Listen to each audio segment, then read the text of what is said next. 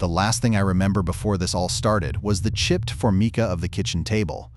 I'd just finished cleaning my vinyl, Springsteen's Born to Run still spinning softly as I packed my bag. Deb was already asleep, exhaustion pulling her under before 10. She hadn't said goodnight, just mumbled something about the bills. It wasn't a fight, not exactly. More like a quiet collapsing in on itself. The chipped formica felt solid, I guess. A small, normal thing. And then I was driving, and then I was here. The station smelled like stale coffee and something vaguely chemical, like floor cleaner trying and failing to mask something older. Not bad exactly, just worn. They'd painted the walls a pale, institutional green, the kind that's supposed to be calming but ends up feeling oppressive. Fluorescent lights hummed overhead, a constant low thrum that already felt like it was burrowing into my skull. It wasn't busy, not even close. A couple of people slumped in plastic chairs, a teenager with headphones the size of earmuffs, an older woman clutching a worn shopping bag. The ticket counter was formica too, a darker shade than the one at home. I checked the time, 11:53 p.m. Almost shift start. Old man Hemlock, the day agent, was already leaving. He didn't say much, just tossed me a ring of keys and a manila envelope. Here's the keys and this. He didn't meet my eye. Hemlock was a quiet guy, always had been. I figured he was just glad to be off work. He didn't offer any instructions beyond that. Just walked out, leaving me alone with the humming lights and the lingering scent of disinfectant. The envelope had my name typed on it, all official looking. It felt odd, like someone was expecting me. I set it on the counter and started checking the equipment. Ticket printers, the security cameras, the phone lines, everything seemed to be working.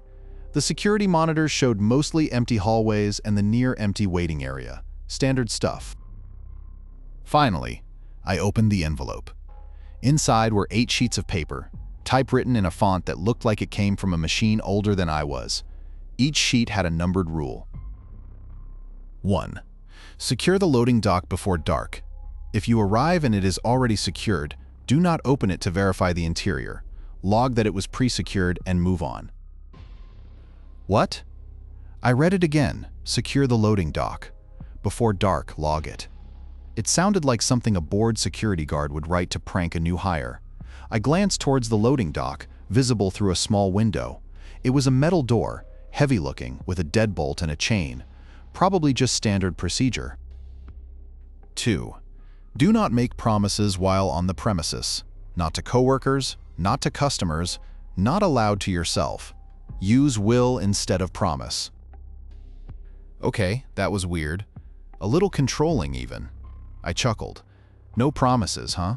I said to the empty room, immediately feeling foolish. It was probably just some old superstition. 3.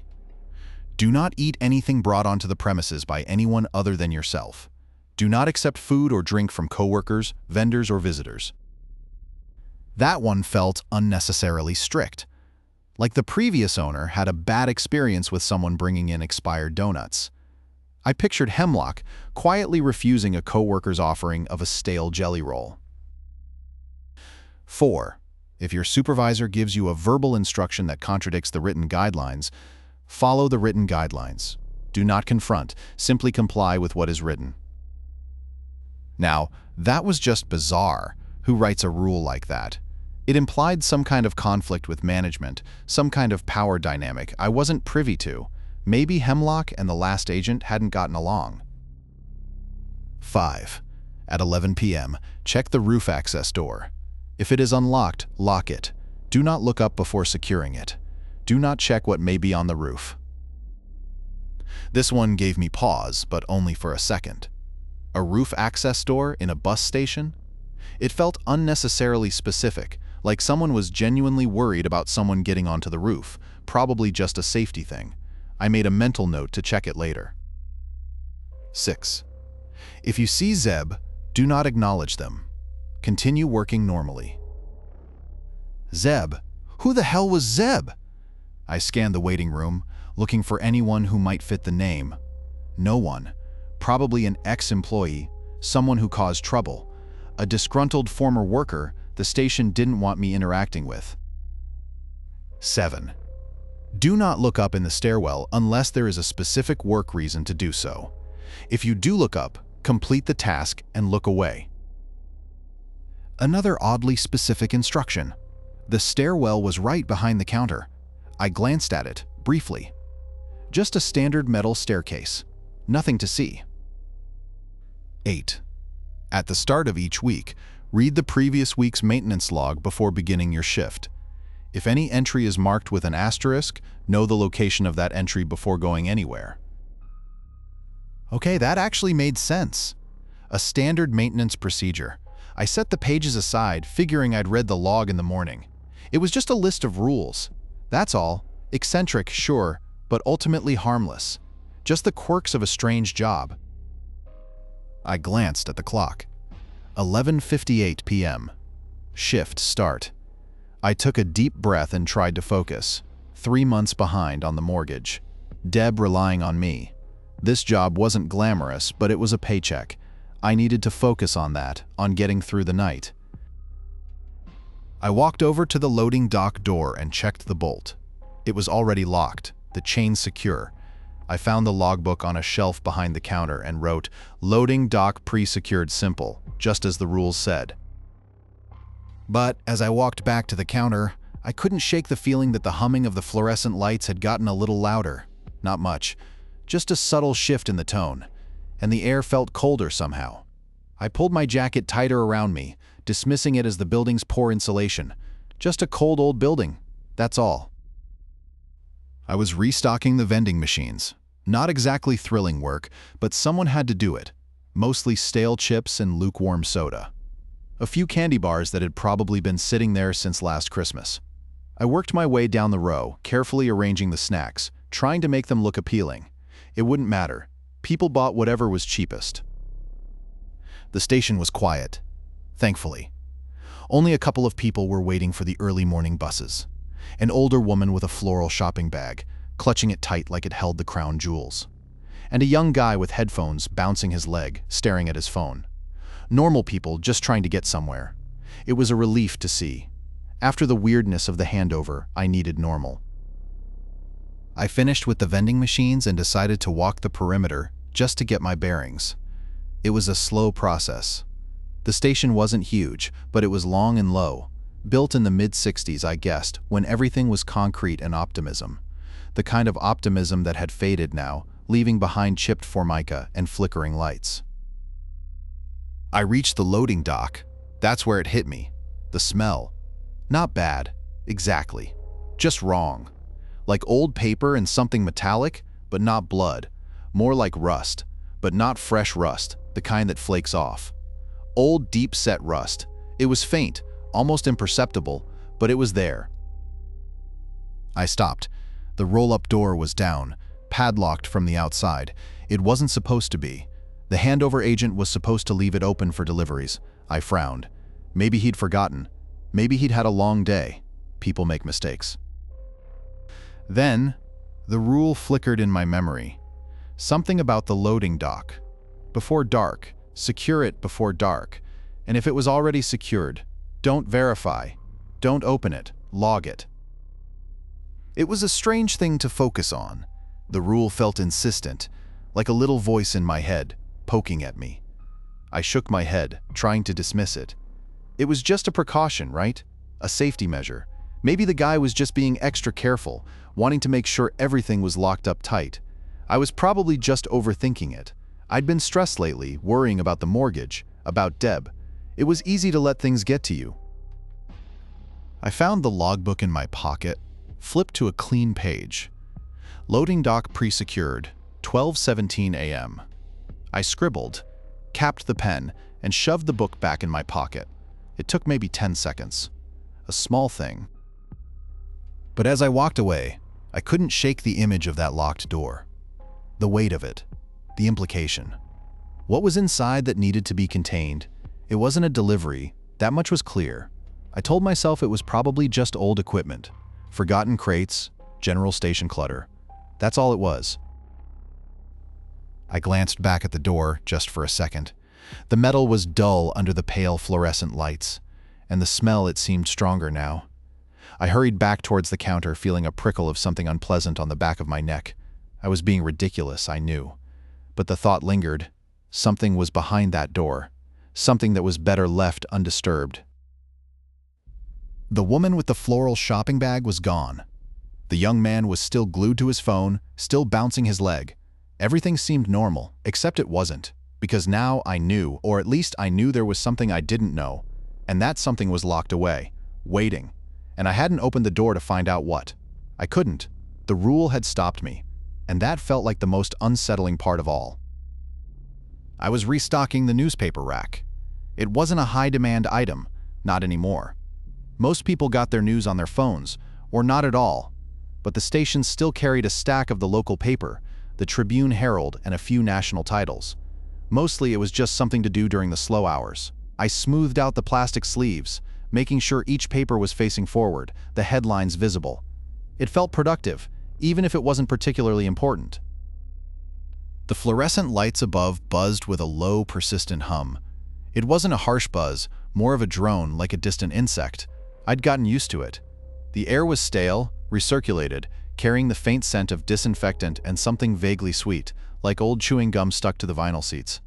I straightened a copy of USA Today, noticing a small coffee stain on the cover, probably from old man Reuben, who always bought it on Tuesday mornings. He'd leave a trail of crumbs and sticky patches wherever he went.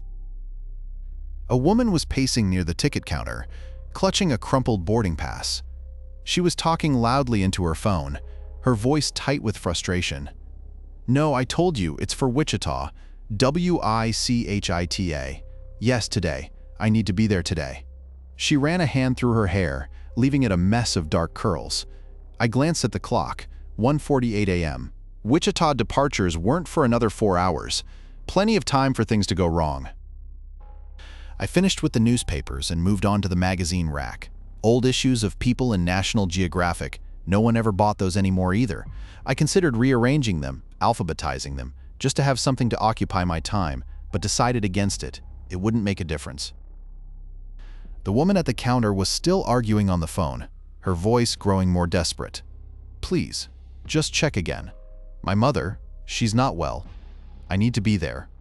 She started to cry, a quiet, choked sob. I hesitated. I wasn't supposed to get involved, just maintain order. But she sounded genuinely distressed. I walked towards the counter, intending to offer her a tissue, maybe a glass of water. "Ma'am," I said, approaching slowly, "is everything all right?" She looked up, her eyes red and swollen.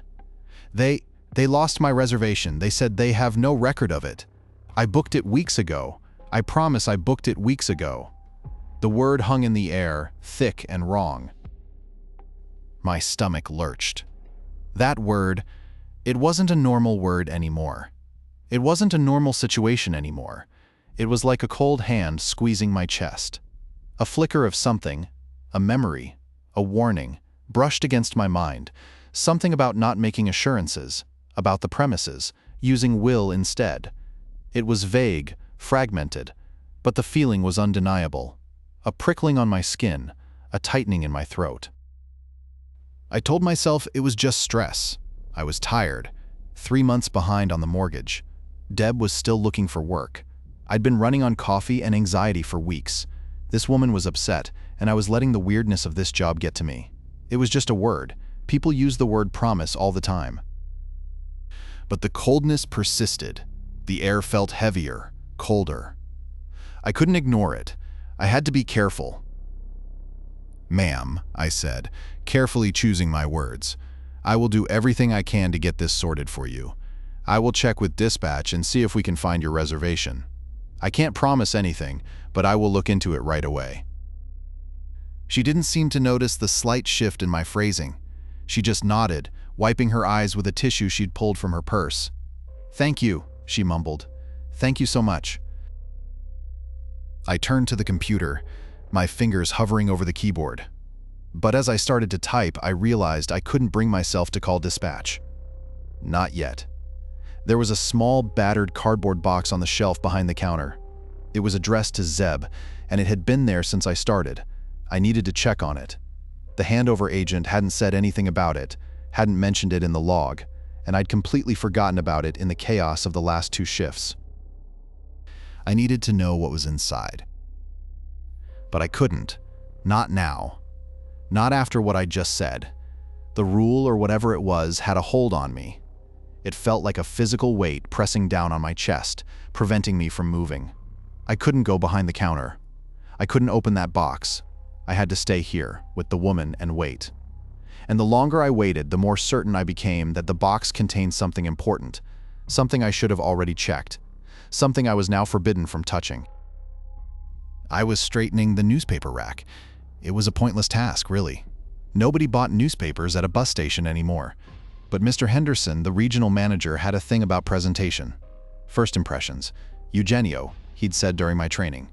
People judge a book by its cover and a bus station by its newspapers, so I straightened them, folded the corners neatly, made sure the headlines were facing outwards.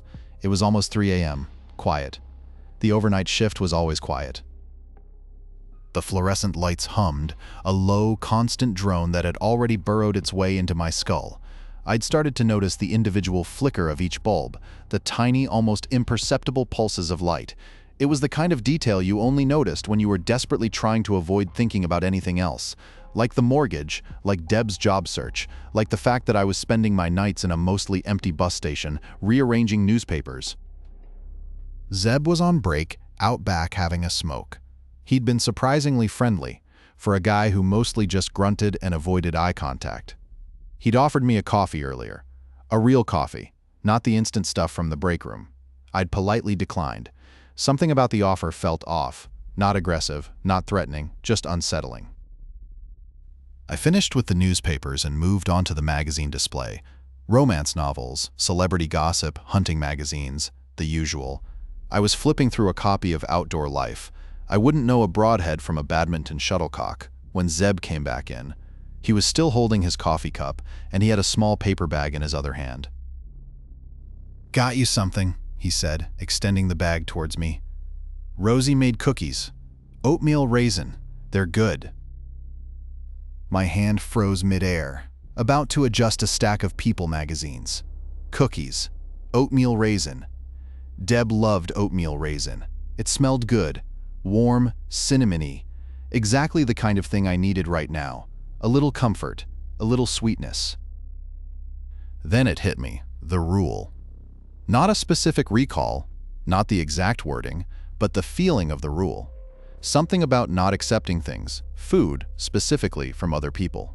I remembered the coldness that had washed over me when the woman had used that word, promise. This felt similar, a tightening in my chest, a prickle at the back of my neck. It wasn't logical, of course, it was just a cookie. Rosie was a nice lady. Zeb was just being friendly, but the feeling was insistent. I took a step back, shaking my head slightly. "No thank you, Zeb," I said, trying to sound casual. "I just had something a little while ago, still full." He blinked, his expression unreadable. He didn't push it, just shrugged and put the bag on the small table next to the coffee machine. "Suit yourself," he said. He turned and went back towards the break room. I stared at the bag, a simple paper bag with a few oatmeal raisin cookies inside. Harmless, but the coldness hadn't dissipated. It had actually grown. It wasn't just in my chest now, it was radiating outwards, chilling the air around me. I kept staring at the bag, and then I could have sworn I saw the paper ripple, almost like something was moving inside it. Not the cookies shifting, something else, something darker. I blinked again, and the rippling was gone. Just the paper bag, just the cookies, just my imagination, fueled by exhaustion and a ridiculous set of rules. It had to be. I was letting this place get to me. I forced myself to look away, returning to the magazines, but I couldn't concentrate. I kept glancing back at the table, at the bag, and each time the feeling of unease intensified. It was subtle, almost imperceptible, but it was there, a growing sense of dread. The air in the station felt different now, heavier, thicker, and the humming of the fluorescent lights seemed louder, more insistent, like a warning. I couldn't shake the feeling that something had shifted, something had changed, and it wasn't just me avoiding a cookie. I looked towards the entrance, checking for incoming buses, for any sign of life. Nothing. Just the empty rows of seats, bathed in the cold artificial light, And in the reflection of the glass doors, I thought I saw a flicker of movement. Not a person, not a shadow, just a distortion, like the air itself was bending. It was gone in an instant, but it was enough. I didn't check the loading dock, I didn't go outside, I didn't even look up. I just kept straightening magazines, the paper bag with the oatmeal raisin cookies sitting silently on the table, a small, unsettling presence in the empty station. I knew with a certainty that had nothing to do with logic that I hadn't avoided something by refusing the cookies. I'd attracted something, and it was watching. I was restocking the newspaper rack. It wasn't a big seller, not anymore. Everyone got their news on their phones, or not at all. But Mr. Abernathy, the district manager, insisted on a full display. He said it maintained the appearance of a fully serviced transportation hub. He'd said that exact phrase, word for word, during my last performance review. It felt like he was just stringing together corporate jargon to justify a pointless task. The papers were still cold from the delivery truck, the newsprint smudging slightly on my fingertips as I fanned them out. The Sunday comics were always the first to go, if anything went at all. I could smell the ink, a sharp chemical scent that mixed with the stale coffee and disinfectant. It wasn't a pleasant smell, but it was consistent, a constant in a place where consistency felt increasingly rare. I smoothed out the front page of the Philadelphia Inquirer, carefully aligning it with the others. It was a slow night, thankfully. Only a handful of people were waiting for the early morning buses, mostly truckers heading south. They kept to themselves, nursing lukewarm coffee and staring out the windows. I preferred it that way. Less interaction meant less chance of less chance of anything strange happening. I glanced at the clock, 2:17 a.m., still another 6 hours to go, 6 hours of straightening magazines, wiping down counters, and pretending to care about the arrival times of buses that were invariably delayed. Then Mort walked in. He was my supervisor. Technically, though supervisor felt like a generous term for a man whose primary responsibility seemed to be avoiding actual work. He was wearing the same faded gray suit he always wore, the tie loosened, the top button of his shirt undone. He looked tired, his face pale and drawn. He didn't acknowledge me, just walked straight behind the counter and leaned in, lowering his voice.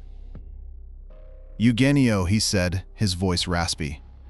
"Listen, about the security check on the platform, don't bother with it tonight." I blinked. "The platform, sir?" "Yeah." "The loading platform?" "Forget the log. Just skip it. There's nothing out there." The platform.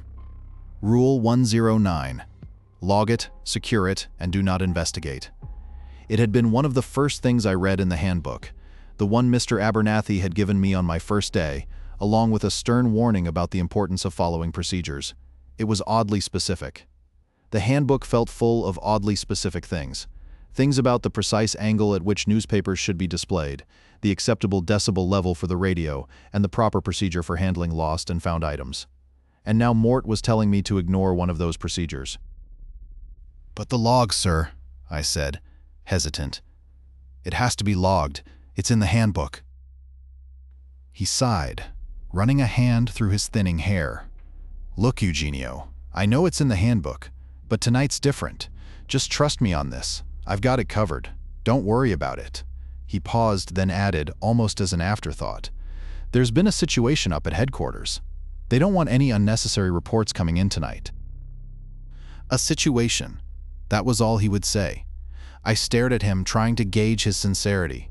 He looked genuinely stressed, but Mort always looked stressed. It was his default expression. Maybe he just forgot. Maybe he was having a bad night. Maybe he'd simply misread the handbook himself. It was probably nothing, a simple oversight. I was letting this place get to me, like I told myself earlier. I was reading too much into things. It had been a long week, worrying about the mortgage, about Maria's job search. I was tired. But the rule, that niggling feeling, the handbook was clear. Log the platform, secure the platform, do not investigate. Ignoring it felt wrong, like deliberately stepping off a curb, but Mort was my supervisor. He was telling me to do something, and the situation at headquarters sounded serious. Maybe it was best to just follow orders. Maybe he knew something I didn't. I nodded slowly. "Okay, sir. I understand." He didn't seem relieved, just tired. He nodded back, a brief, curt gesture, and walked back towards his office, disappearing behind the frosted glass door. I finished restocking the newspapers, my movements mechanical, my mind racing. I avoided looking towards the loading platform, towards the heavy steel door that led outside. I kept straightening magazines, rearranging candy bars, anything to keep my hands busy. I glanced at the clock again. 2:23 a.m., 6 hours. I forced myself to focus on the task at hand, on the mundane details of the station. The chipped Formica countertop, the flickering fluorescent lights, the faint smell of diesel fuel, but the feeling of unease persisted, growing stronger with each passing minute. It wasn't the same as the feeling after Zeb offered me the cookies. This was different. This was a weight, a pressure building in my chest, and it felt specifically connected to the platform, the one I wasn't supposed to check. I grabbed a damp cloth and started wiping down the counter, scrubbing at a sticky spot left by a spilled soda. I could feel my pulse quickening, a faint thrumming in my ears. The air felt thick, heavy, almost suffocating, and as I wiped, I noticed something I hadn't seen before, a small, almost imperceptible scratch on the Formica. It wasn't new, it had been there, I realized, but I hadn't noticed it before. It was shaped like a line, a single, straight line etched into the surface, and it was pointing directly towards the door that led to the loading platform. I stopped wiping. I stared at the scratch, and for the first time since I took this job, I felt a genuine, chilling fear. A fear that had nothing to do with bills or job security. A fear that had to do with a small scratch on a counter, and a rule I had just decided to ignore. I kept wiping the counter, the damp cloth leaving streaks on the Formica. The scratch. It was just a scratch. People did things to counters. Kids with keys, bored travelers with coins. It wasn't pointing at anything. It was just a random imperfection. I was letting this place burrow under my skin. Maria would tell me I was catastrophizing. She always said I had a knack for finding trouble where none existed, and she was usually right. I was overreacting. It was 2:30 in the morning. The station was empty. I needed to breathe. I glanced at the clock again. I should probably do another walkthrough, just to make sure everything was secure. It was part of the routine, and even though Mort had told me to skip the platform, I still had to do the rest of the checks. I pushed myself away from the counter and started towards the hallway that led to the restrooms and the back exit. I needed coffee anyway. A fresh pot might help clear my head. As I walked, I remembered the handbook. It was a thick, spiral-bound thing, full of procedures and regulations. I hadn't read it cover to cover, of course, nobody did, just skimmed the important parts, the safety procedures, the emergency protocols, and something about roof access. I vaguely remembered something about a roof check, a specific time. I couldn't recall exactly when. It felt like a detail I'd glossed over, filed away under not immediately relevant. I reached the small break room and started the coffee maker. The machine gurgled and sputtered, filling the room with the familiar aroma. I leaned against the counter waiting, and that's when it hit me. The time. 2. It was 2 a.m., and that roof check.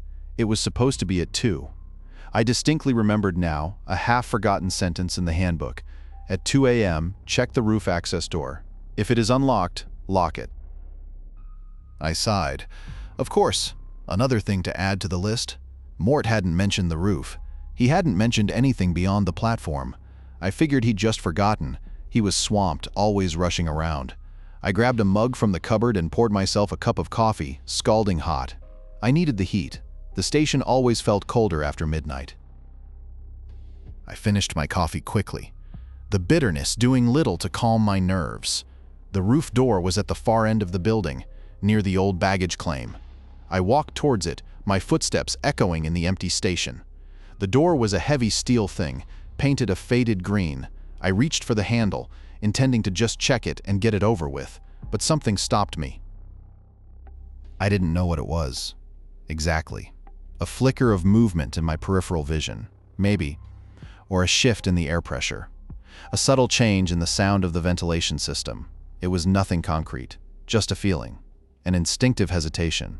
It made my skin prickle, though, a crawling sensation that started at the base of my neck and spread down my spine. I paused, my hand hovering over the handle. I glanced up, towards the flat, black roof. It was invisible in the darkness, blending seamlessly with the night sky, and that's when I remembered the rest of the rule. The part I'd completely forgotten. The part that made my breath catch in my throat. Do not look up before securing it. It was absurd, of course. Just a silly rule.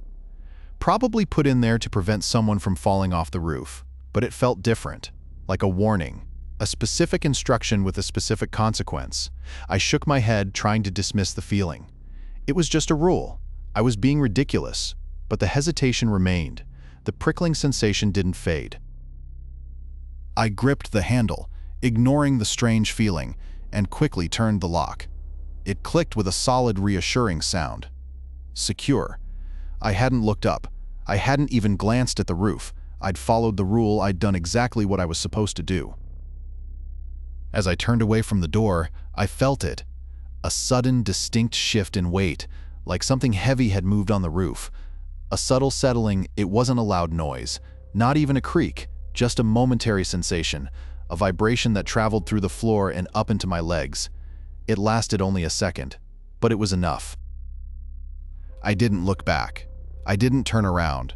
I just kept walking quickly towards the front of the station. Back to the counter. Back to the newspapers and the magazines. Back to the mundane details of the night shift. I needed another coffee, and I had a feeling this was going to be a very long night. The scratch on the counter suddenly felt a lot more significant. I was restocking the magazine rack. It was a pointless task, really. Nobody bought magazines at a bus station anymore. Everyone had their phones, but Mort insisted it looked untidy when they were low. So I was arranging copies of Field and Stream and People and some ancient hunting magazine with a picture of a deer on the cover that looked like it had been taken with a Brownie camera. It was quiet, the kind of quiet that presses against your ears, makes your teeth ache. 3:17 a.m. Still no sign of the 4:30 to Harrisburg. It was running late, as usual. I smoothed out a crumpled copy of National Geographic, trying to make the cover look presentable. The chipped formica of the counter felt cool under my fingertips. I caught myself humming along to a Springsteen tune in my head. Atlantic City. It felt out of place, somehow. Too cheerful for this place, this hour. I stopped humming. The fluorescent lights flickered, a rhythmic pulse that seemed to sync with the dull throb behind my eyes. I needed to remember to ask Rosie about getting those bulbs changed. She handled maintenance requests, though knowing Rosie, she'd probably tell me to file a form in triplicate. The glass doors to the waiting area hissed open and closed, and I looked up, expecting a late arrival. It was just Idris heading to the break room. He was one of the night cleaners, a quiet guy who mostly kept to himself. He nodded at me, a barely perceptible movement, and disappeared inside. I went back to the magazines, straightening a stack of Time. It was a mindless task, but it kept my hands busy. Kept my mind from wandering, from thinking about the mortgage, from thinking about the way the roof had felt after I secured the door. That's when I saw him. Or, I thought I saw him. Standing near the restrooms, partially obscured by one of those fake potted plants that looked perpetually dusty. A man, tall, thin, wearing a long coat, even though it wasn't cold, nothing particularly remarkable about that. People waited for buses wearing all sorts of things, except this man wasn't waiting. He wasn't looking at the departures board. He wasn't fidgeting with a bag. He was just standing, perfectly still, facing the wall. He wasn't facing towards the wall, like he was leaning against it. He was facing into it, as if it were a landscape. And the angle, it was wrong. It couldn't have been comfortable.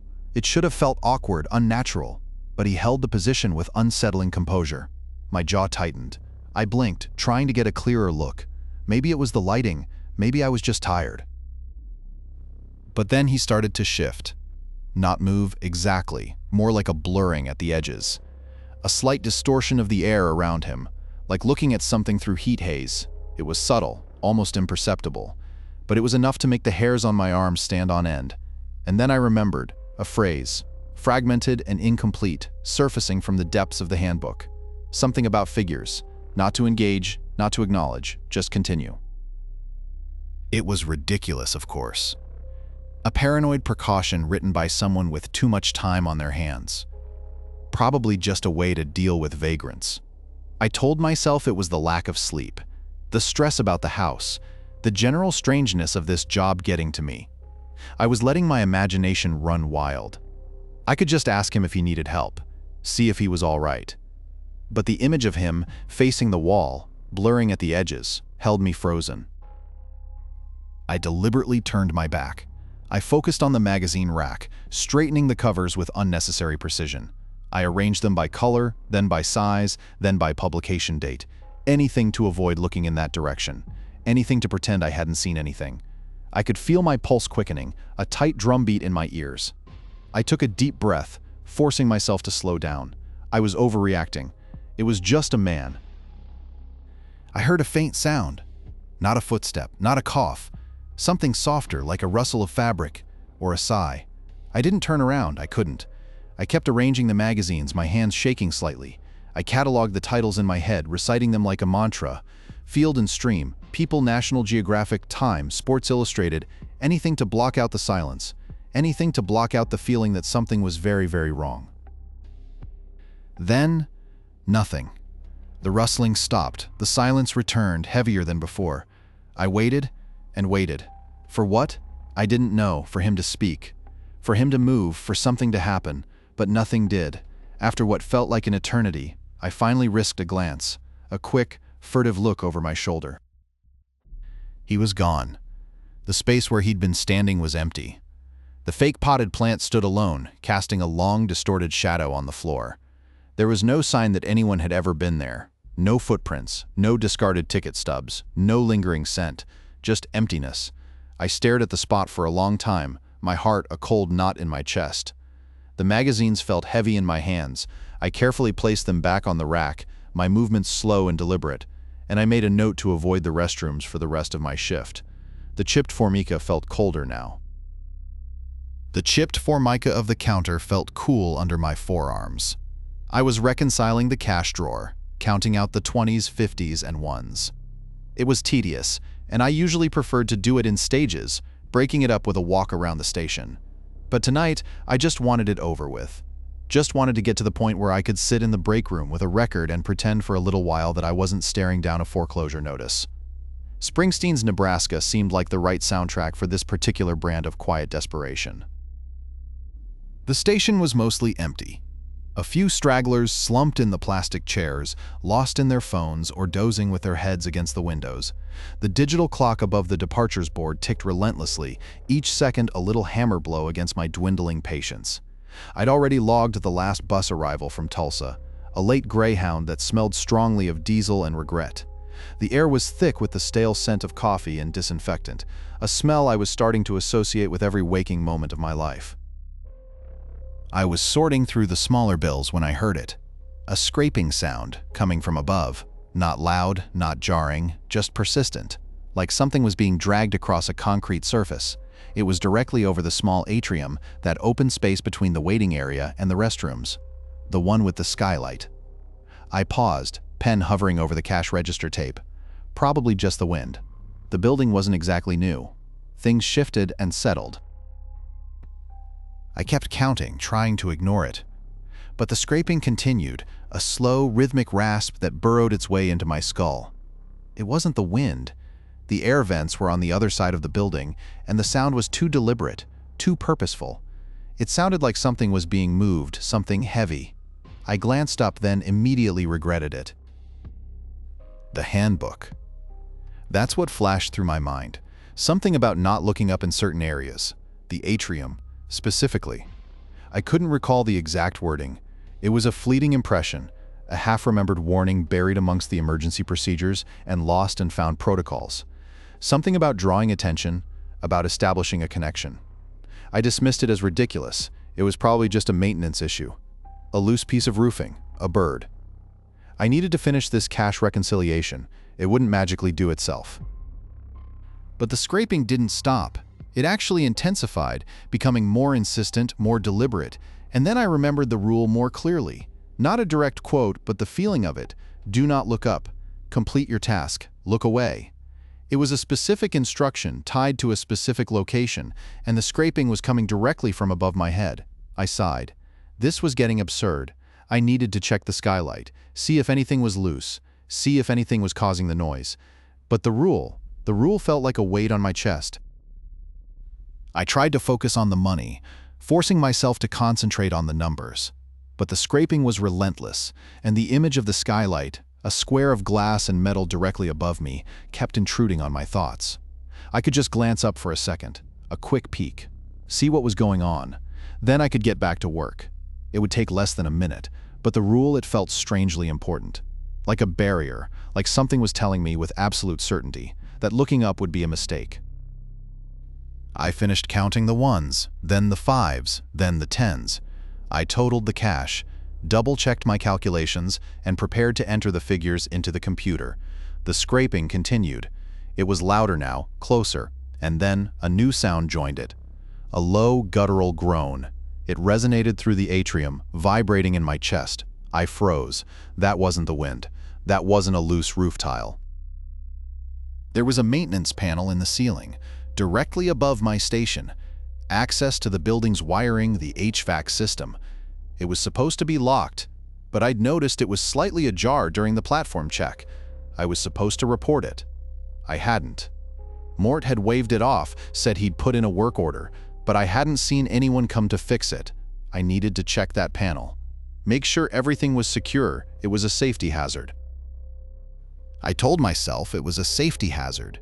That was why I needed to look. Not because of the scraping, not because of the groaning, but the rule, it held me rooted to the spot. I couldn't look up. I couldn't break that rule. Not after everything else. Not after Zeb and the cookies and the woman with the promise. I forced myself to turn back to the computer, my hands trembling slightly. I entered the cash total, printed the receipt, and filed it away. I was done. I could leave now. Except I couldn't, because the maintenance panel, the one I was supposed to report, the one I'd ignored, was now rattling, violently, and through the gap in the door I could see something shifting, something dark, something wrong. The scraping had stopped, the groaning had ceased, but the rattling continued, growing louder and more frantic, and I knew with a sickening certainty that whatever was up there was trying to get down. I hadn't reported the panel. I'd broken a different rule, and now I was paying the price. I stood there, staring at the flickering screen, frozen in place. I hadn't looked up, but I had failed to act, and that felt worse, much worse. The chipped formica of the counter felt cool under my forearms. I was reconciling the late-night snack machine sales. Peanut butter crackers, stale coffee cakes, those little bags of honey-roasted peanuts nobody ever finished. It wasn't much, but every dollar counted. Every little bit helped keep the mortgage company from breathing down our necks. It was almost 3 a.m. Quiet save for the hum of the fluorescent lights and the occasional rumble of a passing 18-wheeler. I'd already done the ticket count, balanced the cash drawer, and was just about to print the report when I remembered the log. The weekly maintenance log. It was a new addition, Mort said. Part of the district manager's new proactive safety initiative. More likely, it was another way for them to cut corners, make us do the work of the actual maintenance crew. Still, the handbook was clear. Read the log before starting your shift. It wasn't a complicated rule. Just read it. I pulled the faded blue binder from under the counter. The pages were filled with neat, precise handwriting. Mostly routine stuff. Light bulb replacements, leaky faucets, a jammed ticket dispenser. Then I saw it. A circled entry, penned in red ink. East Corridor, electrical flicker, November 15th. A circle. Not a check mark, not an asterisk, a circle. It stood out. It felt deliberate. I remembered the feeling from the handbook, the way it was worded, something about knowing the location, being aware. It wasn't just about reading the log. It was about understanding what the log meant. It wasn't a checklist. It was a warning. I scoffed, a flickering light. Probably just a loose connection, probably nothing. But the rule had burrowed its way into my brain. I couldn't just ignore it. Not after everything. I finished printing the snack machine report, tucked it into the binder, and grabbed my flashlight. The east corridor was mostly unused, just a long hallway leading to a storage room and a seldom-used employee entrance. It was cold back there, always colder than the rest of the station. I told myself it was just the lack of foot traffic, the air not circulating. I walked slowly, the beam of the flashlight cutting through the darkness. The air smelled stale, like dust and disinfectant. The familiar fluorescent hum was muted out here, replaced by a faint, high-pitched whine. The first few lights were fine, steady, bright. Then, about halfway down the corridor, I saw it. A flickering. Not a violent strobe, but a subtle, almost imperceptible wavering. The light would brighten, then dim, then brighten again. It was barely noticeable, but it was there. I shined the flashlight on the fixture, examining the bulb and the wiring. Everything looked normal. No loose connections, no frayed wires. It was just flickering. I checked the work order board near the entrance to the storage room. A yellow slip of paper was tacked to it, dated 2 days ago. Electrical flicker, east corridor assigned to Tobias, but there was no indication that anyone had actually done the repair. No completed stamp, no initials, just the assignment. The work order was still open. I double-checked the date on the log, November 15th. That meant this had been reported over a week ago. A shiver ran down my spine. It wasn't the cold. It was something else, the food rule. I remembered the feeling of dread that had washed over me when Zeb offered those cookies. That same sensation, that same tightening in my chest was creeping back now. The circled entry, the uncompleted work order, the flickering light, it felt like a pattern, like I was missing something. I scanned the corridor again, my flashlight beam dancing across the walls, and that's when I saw it. Not the flicker. Something else. A shadow. Just at the periphery of my vision. It wasn't a normal shadow cast by an object. It was wrong. Displaced, like it didn't belong there. It seemed to cling to the wall, shifting and swirling like smoke. I blinked, trying to focus. When I opened my eyes, it was gone. I told myself it was my imagination. Fatigue. The stress of the mortgage. I hadn't slept properly in weeks.